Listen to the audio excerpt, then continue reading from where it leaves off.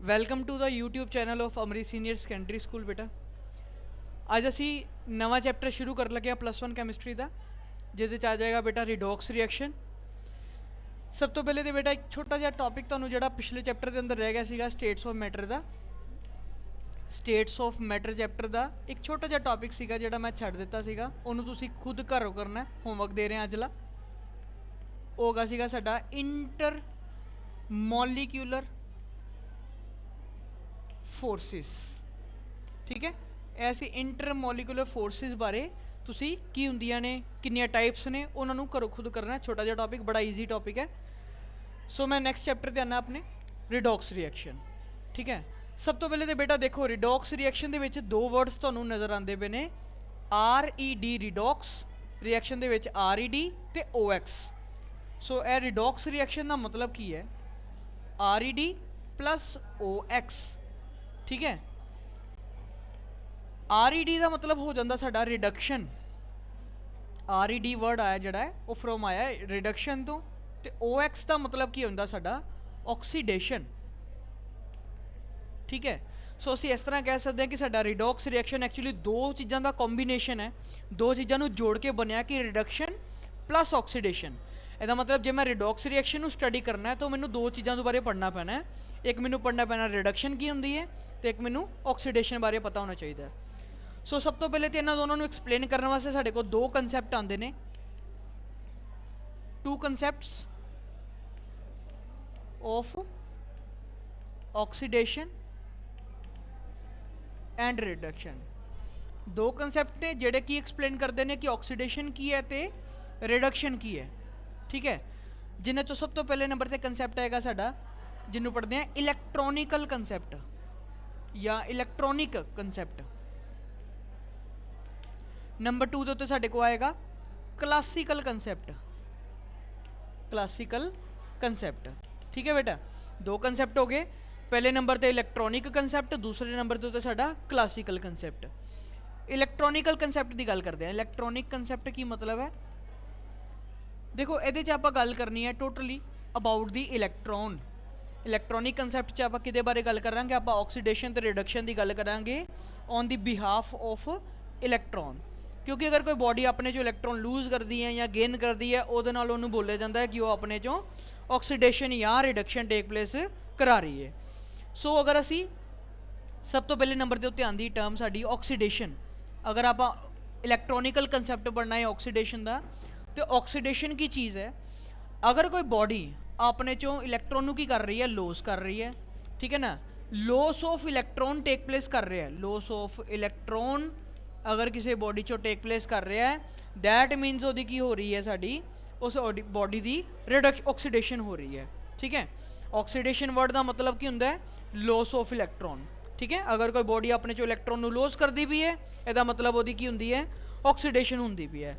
ਤੇ ਇਲੈਕਟ੍ਰੋਨ ਦੇ ਲੋਸ ਹੋਣ ਤੇ ਯਾਦ ਰੱਖ ਲਓ ਗੱਲ ਨੂੰ ਕਿ ਹਮੇਸ਼ਾ ਕੀ ਹੋਏਗਾ, ਚਾਰਜ ਆਲਵੇਜ਼ ਇਨਕਰੀਜ਼ਿਜ਼। ਠੀਕ ਹੈ, ਬੜੀ ਇੰਪੋਰਟੈਂਟ ਚੀਜ਼ ਹੈ ਕਿ ਜਦੋਂ ਵੀ ਕੋਈ ਬੋਡੀ ਆਪਣੇ ਚੋਂ ਇਲੈਕਟ੍ਰੋਨ ਨੂੰ ਲੋਸ ਕਰੇਗੀ, ਉਹਦਾ ਹਮੇਸ਼ਾ ਚਾਰਜ ਕੀ ਹੋਣਾ ਹੈ, ਵੱਧ ਜਾਣਾ ਹੈ, ਚਾਰਜ ਨੇ ਇਨਕਰੀਜ਼ ਹੋ ਜਾਣਾ ਹੈ। ਹੁਣ ਐਸੇ ਚੀਜ਼ ਨੂੰ ਤੁਸੀਂ ਸਮਝਣਾ ਹੈ, ਐਗਜ਼ਾਮਪਲ ਲੈ ਕੇ ਸਮਝਾ ਰਹੇ ਹਾਂ ਇਸੇ ਚੀਜ਼ ਨੂੰ, ਬੜਾ ਈਜ਼ੀ ਹੈ ਚੀਜ਼ ਨੂੰ ਵੀ ਸਮਝਣਾ।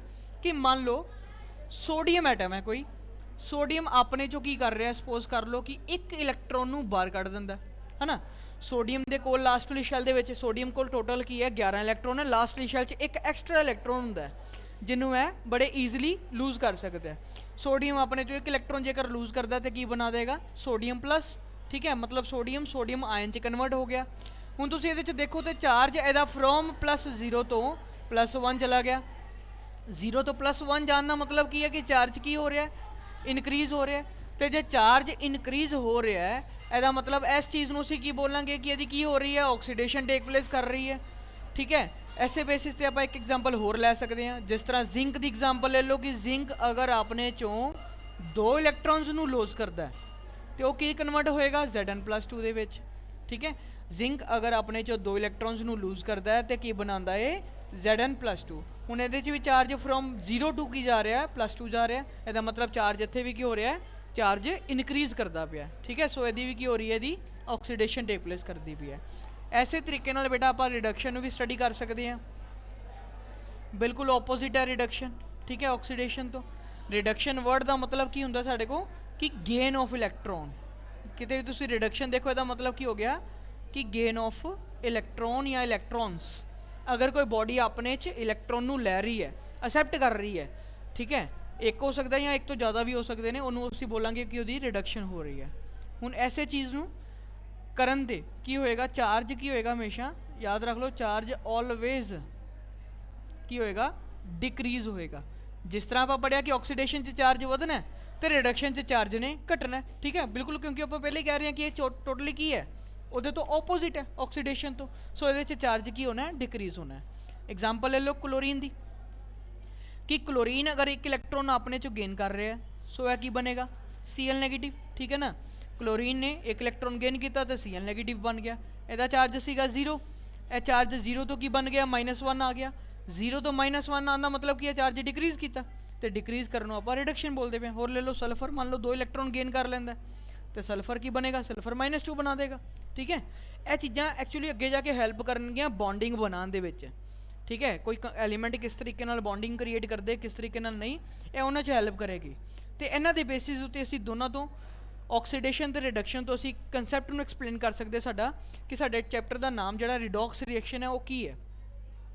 असल च रिडॉक्स रिएक्शन जिहड़ा है वो दो चीज़ां दा कॉम्बीनेशन है, रिडक्शन तो ऑक्सीडेशन, तो यह दोनों ही चीज़ां साइमल्टेनियसली टेक प्लेस करदियां ने।